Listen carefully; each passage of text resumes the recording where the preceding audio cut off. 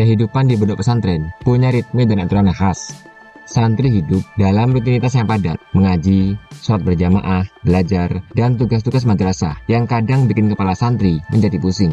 Tapi dari semua itu, ada satu hal yang sering jadi bahan cerita dan kekhawatiran di kalangan para santri.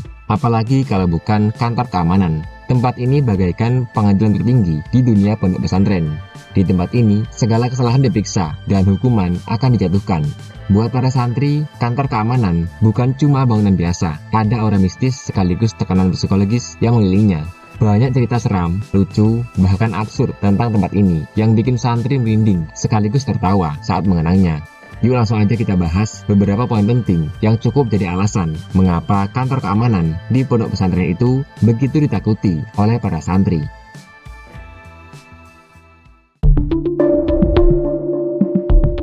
Dari hari pertama mondok, santri baru biasanya udah dapat briefing panjang soal aturan-aturan yang ada di dalam pesantren tersebut. Biasanya, pengurus keamanan akan menyebutkan satu hal dengan nada tegas.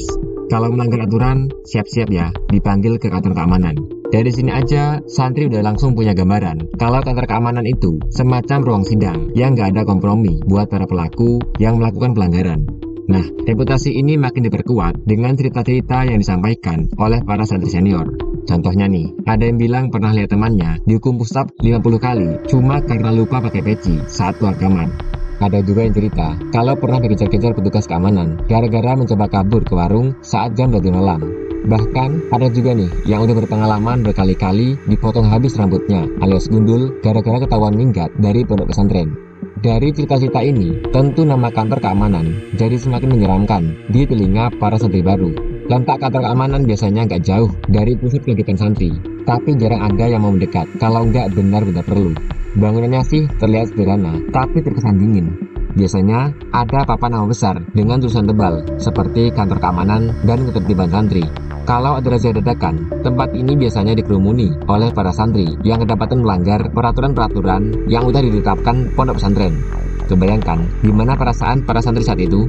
Yang pastinya nggak enak lah, karena mereka harus bersiap untuk menjalani hukuman atau sanksi atas pelanggaran yang mereka lakukan. Beberapa santri bahkan percaya kalau tempat ini punya energi tersendiri. Ada yang bilang pernah merasa merinding tiap lewat di depannya malam-malam.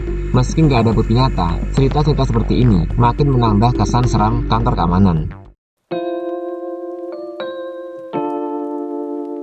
Di beberapa pondok pesantren, semua aturan dianggap serius. Hal kecil seperti lupa menggulung lengan baju, telat masuk masjid, atau bawa sandal ke dalam kamar bisa jadi alasan buat dipanggil ke kantor keamanan. Buat para santri, ini kadang terasa berlebihan. Tapi itulah cara pesantren menjaga kedisiplinan. Contoh paling sering terjadi adalah soal HP. Meskipun hampir semua santri tahu aturan larangan bawa HP, selalu aja ada yang nekat. Kalau ketahuan, hukuman yang dijatuhkan nggak main-main. HP bisa disita selamanya, dipanggil orang tua, bahkan ada yang dihancurkan di depan pemiliknya. Gak cuma itu aja, biasanya pemiliknya juga harus menulis surat pernyataan dan minta maaf di depan santri lain. Masuk ke kantor keamanan, rasanya seperti masuk ke ruang interogasi film-film detektif. Petugas keamanan biasanya terdiri dari pengurus senior yang telah menyelesaikan pendidikan di pondok pesantren. Dia akan menatapmu dengan ekspresi datar. Mereka nggak langsung marah, tapi pertanyaan pertama mereka selalu bikin santri gugup. Kamu tahu kenapa dipanggil ke sini? Kalau kamu jawab nggak tahu, siap-siap aja. Mereka akan membongkar semua kesalahanmu dengan detail. Tapi, kalau kamu langsung mengaku, kamu tetap harus mendengarkan ceramah panjang yang biasanya diakhiri dengan hukuman. Ini semacam situasi yang nggak punya jalan keluar. Apapun yang kamu lakukan, ujung-ujungnya tetap kena marah. Yang lebih bikin stres, biasanya ada saksi atau barang bukti.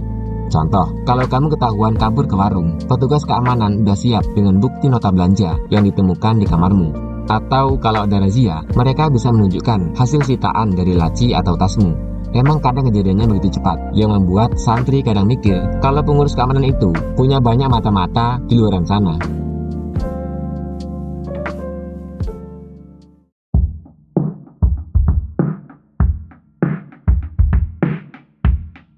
Hukuman di pondok pesantren nggak cuma soal fisik. Selain push up atau lari keliling lapangan, ada juga hukuman yang lebih kreatif. Misalnya, santri yang ketahuan merokok harus menulis kalimat istighfar 1000 kali. Ada juga yang disuruh berdiri di depan asrama sambil memegang papan bertuliskan, "Saya berjanji tidak akan melanggar aturan lagi." Buat para santri, hukuman ini kadang lebih berat dari hukuman fisik. Rasa malu yang muncul karena dilihat teman-teman satu pesantren bisa bikin trauma tersendiri. Tapi di balik itu semua, sebenarnya ada maksud baik kok dari adanya hukuman yang berupa sanksi sosial tersebut. Ya, biar santri kapok dan gak ngulangi kesalahan sama. Setiap pondok pesantren pasti punya sosok pengurus keamanan yang terkenal di kalangan santri. Biasanya, beliau adalah orang yang tegas, gak banyak omong, tapi tindakannya selalu bikin santri gak berkutik. Beberapa santri bahkan menganggap beliau ini punya kekuatan super, karena selalu tahu aja kelakuan mereka. Ada cerita lucu nih tentang pengurus keamanan di salah satu pondok pesantren. Katanya, beliau ini pernah menangkap santri yang kabur keluar pondok dengan cara menyamar jadi tukang becak. Cerita ini meski mungkin dilebih-lebihkan, jadi bukti betapa santri menganggap beliau sebagai sosok yang gak bisa dimanipulasi.